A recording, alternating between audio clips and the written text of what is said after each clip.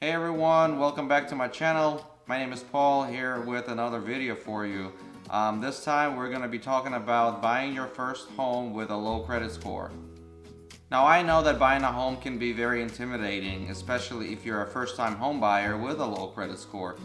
I remember when I bought my first home, I was so excited I couldn't wait to start making it my own. But then I realized just how much went into the process, from credit scores to pre-approvals, home searches, making an offer, and finally closing the deal. It can feel very overwhelming at times, but I promise you it's all worth it in the end. If you're worried about your credit score, don't be. You're not alone. In fact, did you know that more than a third of Americans have a credit score below 669? So let's get started and unlock the door to home ownership together. Before we dive into the home buying process, let's take a moment and talk about credit scores. Your credit score is a number that's calculated based on your credit history. It's used by most lenders to assess your credit risk and to determine whether or not you're going to repay your debt. Credit scores range from 300 to 850, and generally speaking, a score of 700 is considered a good score, while a score of 580 is considered poor.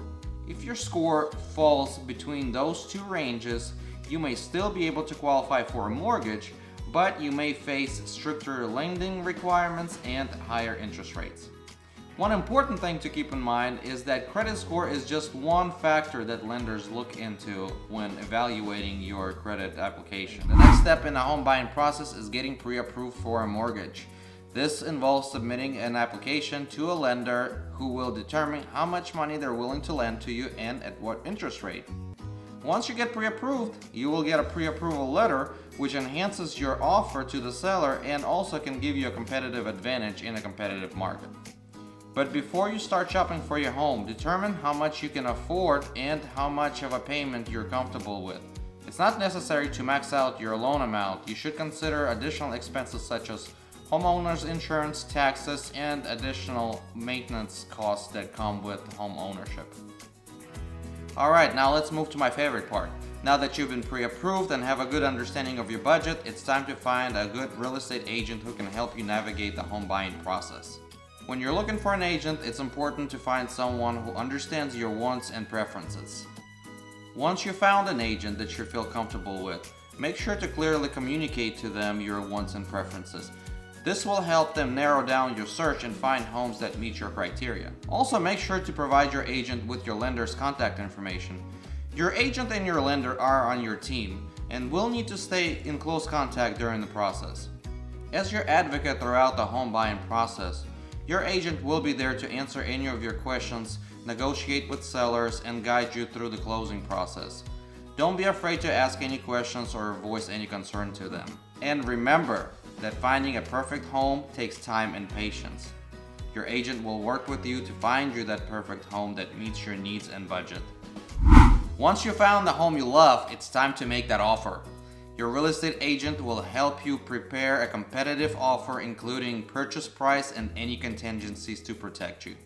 The seller will either accept, reject, or counter your offer. Your agent is there to help you during these negotiations and protecting your interests. Remember to stay focused on your budget during the negotiation process. Closing on a home is the final step of home buying process. On closing date, you will meet with your real estate agent, your seller's agent, and a representative from the title company to sign all the necessary documents. Once everything is signed and funds have been transferred, the keys to your new home will be handed over to you. Congratulations, you're now a homeowner. Here are some extra tips to improve your credit score. The most obvious one is to try to pay down some of your debt. Talk to your lender. They may be able to help you determine which one to tackle first. Make sure to make all of your debt payments on time and avoid collections. And finally, and very importantly, make sure to check your credit report for any errors. If you find any errors, make sure to dispute them to have them removed. Thank you for watching this video, and I hope you got some valuable information from it. If you're in the Louisville area and thinking about buying a home, or if you have any questions about anything that I've covered in this video, please feel free to reach out to me in comments or direct message, and I will be happy to help you as much as I can. Thank you and take care.